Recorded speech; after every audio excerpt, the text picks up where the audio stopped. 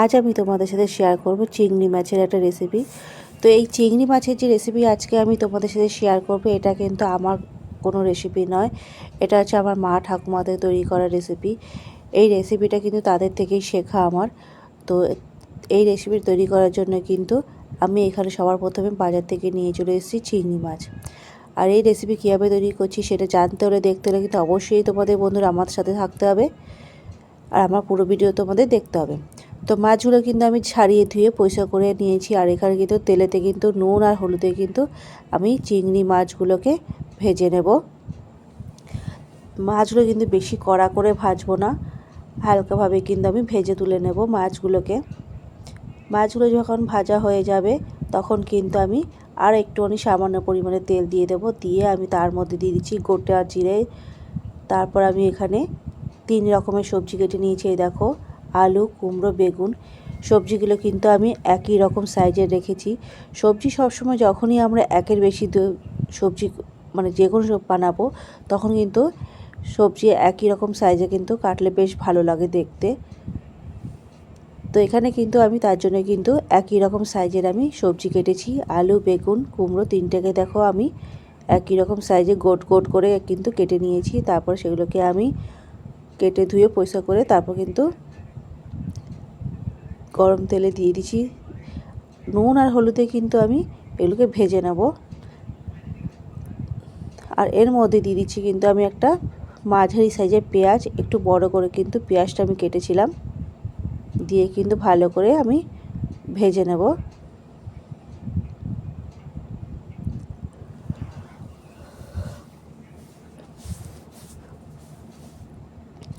যখন ভালোভাবে একটু এটা ভাজা হয়ে আসবে তখন কিন্তু আমি এর মধ্যে দিয়ে দেব বাকি মশলা। এর মধ্যে দিয়ে দেবো আমি, যখন ভাজা হয়ে আসছে তখন নুন, হলুদ, জিরে গুঁড়ো, লঙ্কার গুঁড়ো দিয়ে কিন্তু ভালো করে অল্প একটু জল দিয়ে আমি মশলাটাকে কষিয়ে নেব। আর বন্ধুরা, তোমাদের কাছে কিন্তু আমার একটাই অনুরোধ যে তোমরা আমার পুরো ভিডিওটা দেখো, দেখে তোমরা লাইক, শেয়ার, কমেন্ট করো। নতুন যারা বন্ধু আছো তাদের কাছে অনুরোধ যে তোমরা আমার চ্যানেলটাকে সাবস্ক্রাইব করে আর ছোটো একটা লাইক আর আমার চ্যানেল রেসিপিটাকে শেয়ার করে আমার পাশে থেকো। তোমরা আমার পাশে থাকলে আমি জীবনে চলার পথে একটু উৎসাহ পাই, নতুন নতুন ভিডিও বানাবার প্রেরণা জাগে। আর আমরা এখানে যে উদ্দেশ্য নিয়ে নেমেছি সেই উদ্দেশ্যে তাহলে কিন্তু আমরা সফল হতে পারি। তাই বলছি, কেউ করা হাত না ছেড়ে চলো আমরা একে অপরের হাত ধরে পথ চলি, তাহলে আমরা আমাদের উদ্দেশ্যে ঠিক সফল হব। আর এখানে কিন্তু দেখো মশলাটা কিন্তু ভালোভাবে কিন্তু ভাজা হয়ে গেছে। এবার আমি এর মধ্যে দিয়ে দেব পরিমাণ মতো জল, যাতে এই সবজিগুলো একটু ভালোভাবে সেদ্ধ হয়। তার জন্য কিন্তু এখানে আমি পরিমাণ মতো জল দিয়েছি। দিয়ে আমি এটাকে ভালো করে ফুটিয়ে নেব।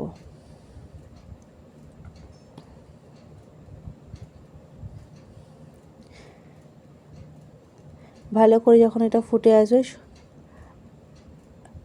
তখন কিন্তু আমি এর মধ্যে দিয়ে দেব চিংড়ি মাছগুলো, যেগুলো আমি ভেজে রেখেছিলাম। এর মধ্যে দিয়ে ভালো করে কিন্তু আমি মিশিয়ে দেব।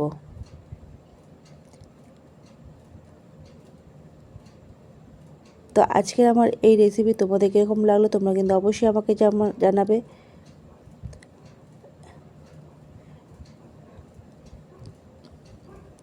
খুব ভালোভাবে কিন্তু মিশিয়ে নেওয়ার পর আমি এটাকে কিন্তু নামিয়ে নেব। গরম ভাতের সাথে বা রুটির সাথে কিন্তু এই সবজি খেতে খুবই সুন্দর এটা লাগে।